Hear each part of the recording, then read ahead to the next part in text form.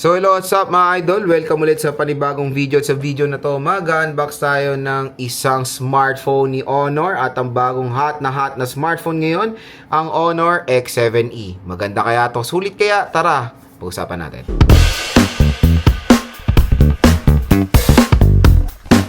So yun mga idol, for today's video, ayan, pag-uusapan natin itong hot na smartphone ngayon ni Honor, which is the Honor X7e. So itong smartphone na to ay recently lang lumabas dito sa Philippines.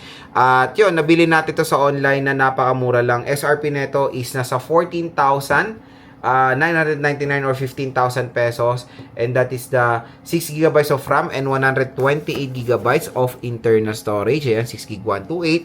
At ang color pala netong nabili natin is Sunrise Orange po to mga idol.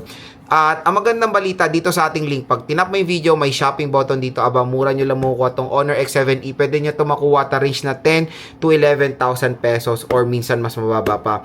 Dahil galing kayo sa ating link, may makukuha kayong napagandang discount voucher na up to 1 to 2,000 pesos off. Kaya kung interested kayo dito sa Honor X7e, dito lang kayo bibili sa ating link dahil paniguradong napagandang deal nyo makukuha itong smartphone na to. So, yun nga, napili nating color is yung finally nakakuha rin ako ng color orange ngayon.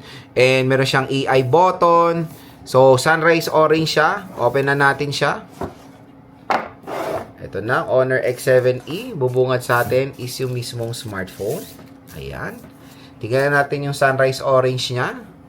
Ay, ang ganda naman ng pagka-orange nito, mamen. Ayan. So, ito yung Sunrise Orange ng Honor X7e. Mukha siyang iPhone 17-ish na may kulay ng iPhone 17 Pro Max. Ganun yung accent niya. So, tingnan muna natin yung content ng box. So, dito sa loob, meron tayong USB Type-C cable and yung kanyang power brick. So, yung power brick niya is fast charging naman to. And meron siyang 45 watt super fast charging. Okay. So, dito naman, check natin yung mga manuals niya. Meron tayong free jelly case. Sana mas in-effortan pa nila yung jelly case, no? So, meron din tayo ditong manual. Yun lang naman yung content ng box. Very simple. So, dito tayo ngayon magpo-focus sa Honor X7e. So, ayan yung smartphone na napakaganda ng kulay at very, ayan o, tignan nyo naman yung 17 Pro Max. So, mas lighter lang siya ng konti sa 17 Pro Max. Ito yung kanyang dual rear camera system. So, when it comes sa kanyang camera system, walang kwenta yung pangalawa dahil auxiliary lens lang yan. Dito tayo mag-focus sa main. It is 50 megapixel main camera with f1.8 aperture. So, hanggang 1080p video recording lang siya. 30 fps. Medyo mababa yung front cam niya. 5 megapixel lang mga idol na 30 fps din. Tapos, matte finish siya overall. And in fairness, magaan naman siya at manipis. Even though, ang laki ng battery nito. Paldo kayo sa battery, 7,500 mAh battery capacity to with 45 watt fast charging rate.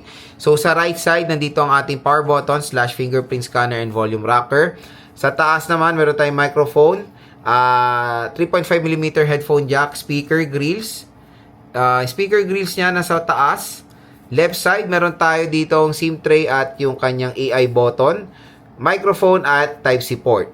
At syempre, sa bibili ng smartphone na ito, magandang balita, meron itong pre-installed na screen protector out of the box. So, open na natin si Honor X7e. Ayan. Nag-vibrate na siya. So, lagay natin, ayan, Honor powered by Android. Lagay natin yung jelly case. Ito, temporary case lang to kasi naninilaw po to, kaya mas better bilan nyo na lang to ng permanent case na transparent para makita nyo pa rin yung pagka-orange niya. So, setup ko muna to, balik ako kayo. Ayan, so na-open na natin si Honor X7e. Siyempre, bubungad sa atin yung kanyang napakataas na nits of brightness na display. So, yung nits of brightness na ito is 1010 nits of brightness. Napakataas. Okay na okay gamitin for outdoor activities. So, meron to 6.61 inches. Sad to say, it's a HD plus 720p resolution with TFT display. Pero bawi naman sa brightness level, kaya mapapansin yung maganda pa rin yung quality ng display niya even though low spec siya. Pero maganda yung nits of brightness kaya nakaka-boost siya ng quality ng display. So, 120Hz screen refresh rate po itong smartphone na to.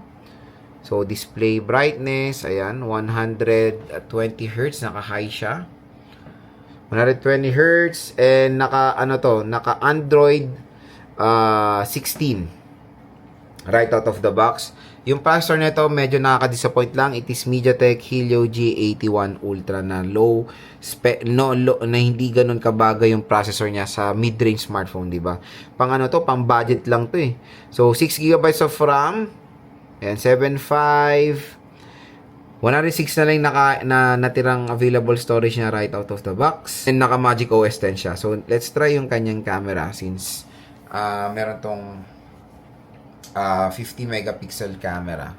So let's try to take some photo. Malinaw naman, in fairness, indoor pa lang to kaya try rin natin siya sa low light, ay sa outdoor. Front cam, medyo hindi ganun kaganda yung quality. Ang daming noise and low spec siya for a mid-range device. Ayan, pang budget lang to eh.